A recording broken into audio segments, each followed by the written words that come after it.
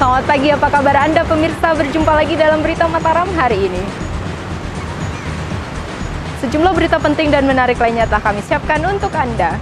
Di antaranya, tim gabungan Basarnas dan TNI Polri telah berhasil mengevakuasi seluruh korban luka dan tewas yang terjebak longsoran di kawasan air terjun Tiu Kelep, Desa Senaru, Kecamatan Bayan, Kabupaten Lombok Utara, Senin siang. Dua orang pelaku pengedar narkoba hasil pengembangan kasus kembali diamankan tim Satuan Reserse Narkoba Polres Mataram. Menteri Sosial Republik Indonesia Agus Gumilang Kartasasmita didampingi Gubernur NTB menyempatkan diri berkunjung ke Rumah Sakit Umum Daerah Provinsi Nusa Tenggara Barat untuk mengecek kondisi korban WNA Malaysia yang dirawat di rumah sakit. Tim gabungan Basarnas dan TNI Polri telah berhasil mengevakuasi seluruh korban luka dan tewas yang terjebak longsoran di kawasan air terjun Tiu Kelep, Desa Senaru, Kecamatan Bayan, Kabupaten Lombok Utara, Senin siang. Data BPBD menyebutkan total seluruh korban yang terevakuasi berjumlah 27 orang, berjumlah korban terdiri dari 26 WNA dan 1 orang lokal. Proses evakuasi seluruh korban WNA dan warga lokal di kawasan wisata air terjun Tiu Kelep, Kabupaten Lombok Utara, Senin pagi dilakukan tim gabungan Basarnas dibantu TNI Polri yang menyisir seluruh kawasan air terjun untuk mencari para korban gempa yang kemungkinan masih terjebak. Dalam penyisiran tersebut, satu korban wisatawan asal Malaysia, Lim Saiwah, 56 tahun, akhirnya ditemukan telah meninggal dunia tidak jauh dari kawasan sekitar air terjun dalam kondisi terhimpit bebatuan tebing yang longsor. Proses evakuasi pun berlangsung dramatis karena petugas harus berjibaku dengan medan yang terjal dengan melewati jalur jalan setapak yang rusak tergerus longsor akibat gempa Minggu pagi. Menurut data pihak BPBD, seluruh korban WNA dan warga lokal yang telah berhasil dievakuasi sebanyak 27 orang dengan rincian 26 WNA asal Malaysia dan 1 orang warga lokal. Dari total 27 korban yang dievakuasi, 3 orang diantaranya dinyatakan meninggal, yakni 2 warga Malaysia bernama Tai Shu Kim, 56 tahun asal Malaysia, Lim Saiwah, 56 tahun warga Malaysia, dan Tommy Albayani, 24 tahun asal Lombok Utara. Pihak BPBD sendiri memastikan seluruh proses evakuasi korban dinyatakan usai karena seluruh korban telah terevakuasi seluruhnya. Tadi telah kita laksanakan oleh tim SAR gabungan, 1 orang yang terhimpit kemarin karena semua tidak bisa dievakuasi terkait dengan kondisi di lapangan, cuaca dan di sana gelap sekali. Setelah itu operasi evakuasi telah kita laksanakan pagi hari ini. Apa yang disampaikan oleh Pak Danrem itu jam 8.30 sudah evakuasi clear. Kondisi cuaca yang tidak menentu dan juga risiko lokasi kejadian di kawasan air terjun yang labil dan masih rawan longsor membuat proses evakuasi para korban berlangsung selama 2 hari dengan menerjunkan sedikitnya 100 personil gabungan tim SAR dan TNI Polri untuk mengevakuasi seluruh korban yang terjebak longsoran. Dari Kabupaten Lombok Utara, Tim Liputan melaporkan.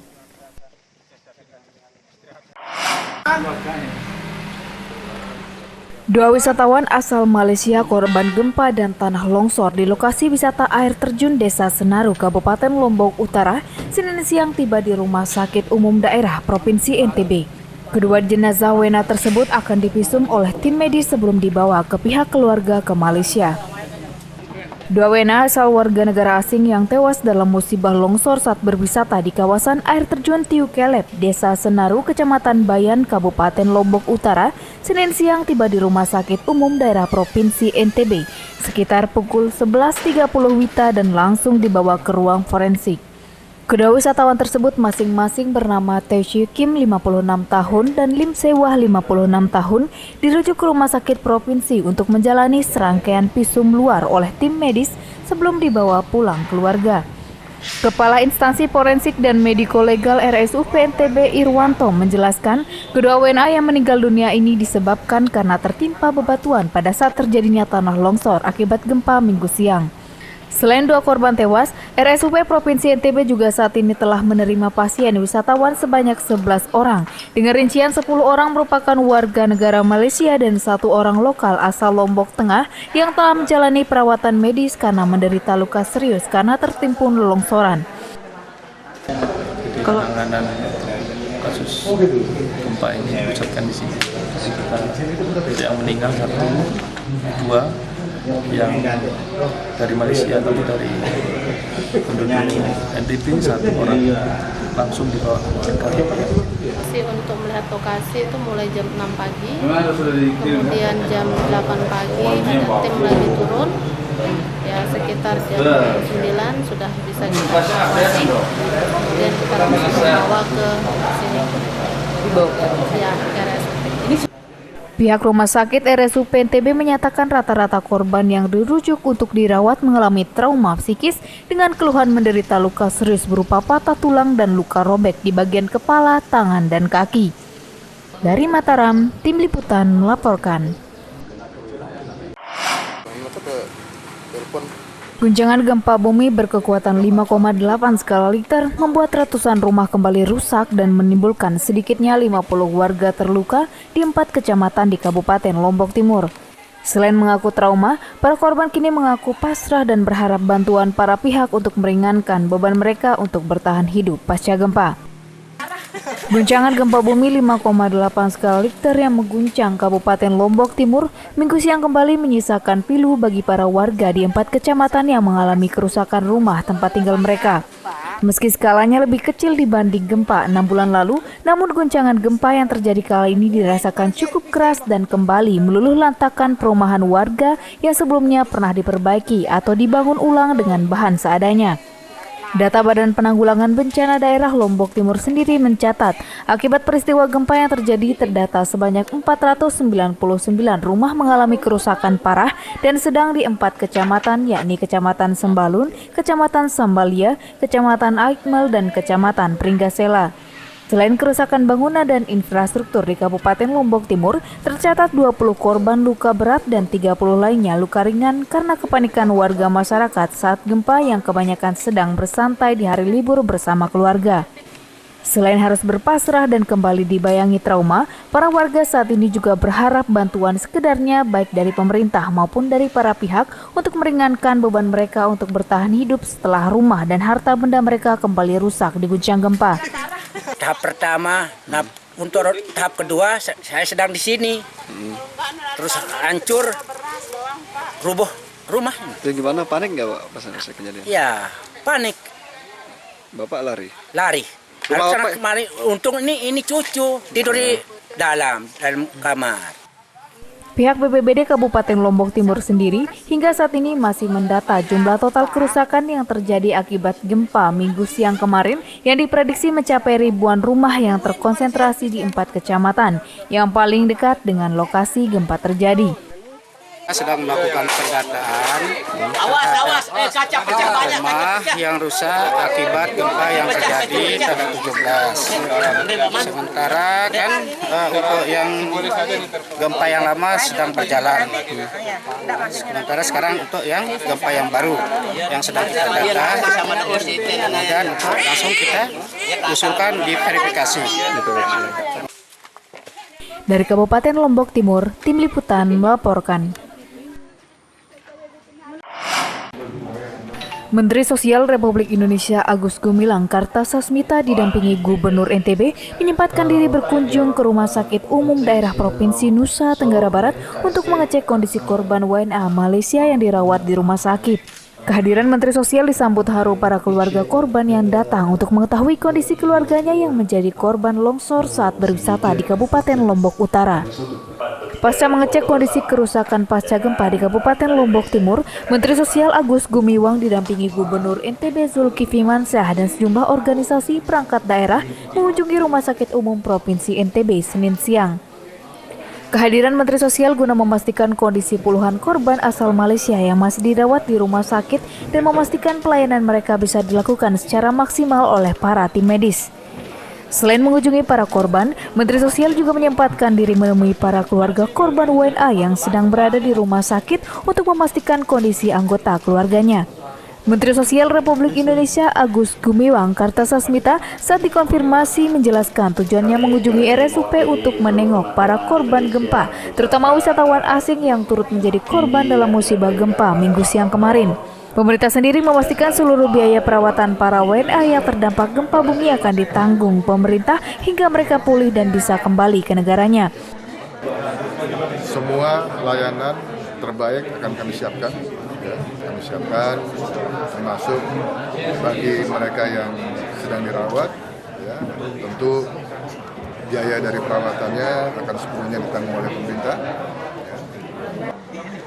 Sementara itu, pada pertemuan tersebut Menteri Sosial memberikan bingkisan kepada ahli waris korban yang meninggal dunia dan mengkonfirmasikan pemerintah akan memberikan pelayanan kesehatan gratis bagi seluruh WNA asal Malaysia hingga mereka pulih kembali.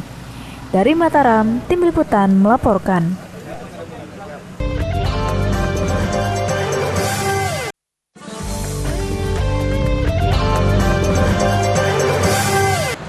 Masih bersama saya Lady Josman, berikut kembali kami sampaikan berita utama Mataram hari ini. Tim gabungan Basarnas dan TNI Polri telah berhasil mengevakuasi seluruh korban luka dan tewas yang terjebak longsoran di kawasan air terjun Tiu Kelep, Desa Senaru, Kecamatan Bayan, Kabupaten Lombok Utara, Senin siang. 2 orang pelaku pengedar narkoba hasil pengembangan kasus kembali diamankan tim Satuan Reserse Narkoba Polres Mataram. Menteri Sosial Republik Indonesia Agus Gumilang Kartasasmita didampingi Gubernur NTB menyempatkan diri berkunjung ke Rumah Sakit Umum Daerah Provinsi Nusa Tenggara Barat untuk mengecek kondisi korban WNA Malaysia yang dirawat di rumah sakit.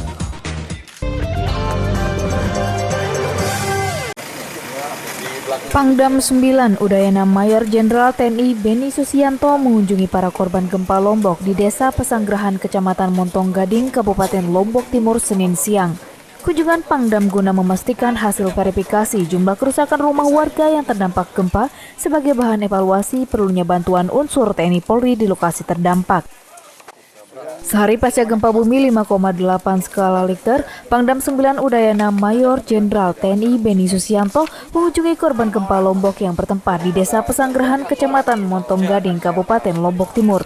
Dalam kunjungannya, Pangdam juga melakukan pengecekan personil yang sedang membantu warga mengevakuasi bekas reruntuhan rumah dan membuat korban gempa untuk mendirikan tenda darurat. Tidak hanya itu, Pangdam juga melakukan pengecekan terhadap dapur darurat di sekitar lokasi gempa serta melakukan verifikasi data terakhir jumlah total kerusakan pasca gempa susulan Minggu pagi. Untuk menangani tangkap darurat pasca gempa ini, pihaknya akan memaksimalkan anggota untuk ikut membantu di semua tempat terdampak gempa. Selain menjadi bahan evaluasi untuk menambah personel TNI Polri untuk membantu warga, Pangdam juga berjanji akan menyampaikan harapan warga kepada pemerintah agar segera menyairkan dana bantuan untuk warga korban gempa Lombok. Ini sudah mengerahkan prajuritnya 1.000 prajurit geni yang memang punya spesifikasi untuk membantu pembangunan infrastruktur. Ya. Nah, bersama dengan kita sedang melaksanakan tahap rehab rekon pada pasca gempa yang sebelumnya, ada muncul gempa lagi sehingga kita balik, kita juga berusaha untuk kembali tanggap darurat. Ya. Hingga saat ini, tak kurang dari 3.500 orang personil TNI Polri telah diterjunkan dan berada di sejumlah titik wilayah terdampak gempa untuk membantu proses rehabilitasi dan pembangunan rumah hunian warga korban gempa yang ditargetkan rampung pada bulan April mendatang. Dari Kabupaten Lombok Timur, Tim Liputan melaporkan.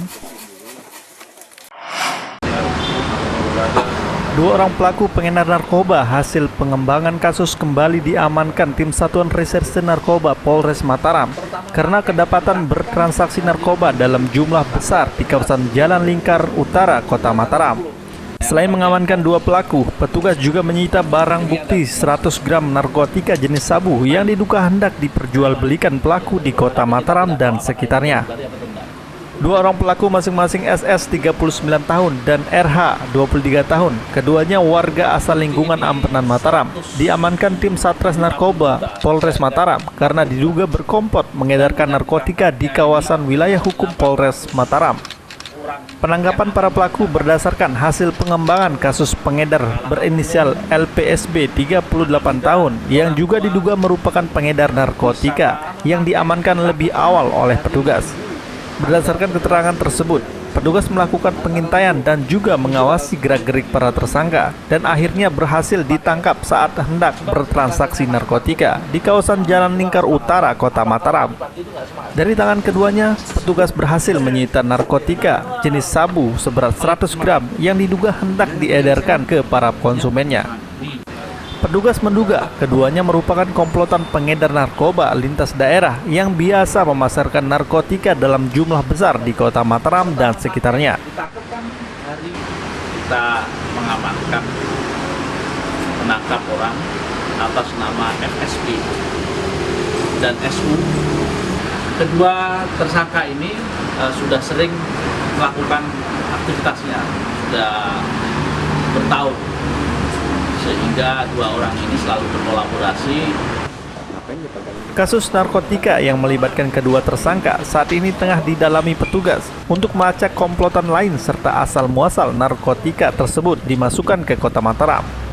Atas perbuatannya nekat mengedarkan narkoba, keduanya dijerat pasal 114 yuntuh pasal 112 Undang-Undang Nomor 35 Tahun 2009 tentang narkotika dengan ancaman hukuman minimal 5 tahun penjara dan maksimal 20 tahun penjara.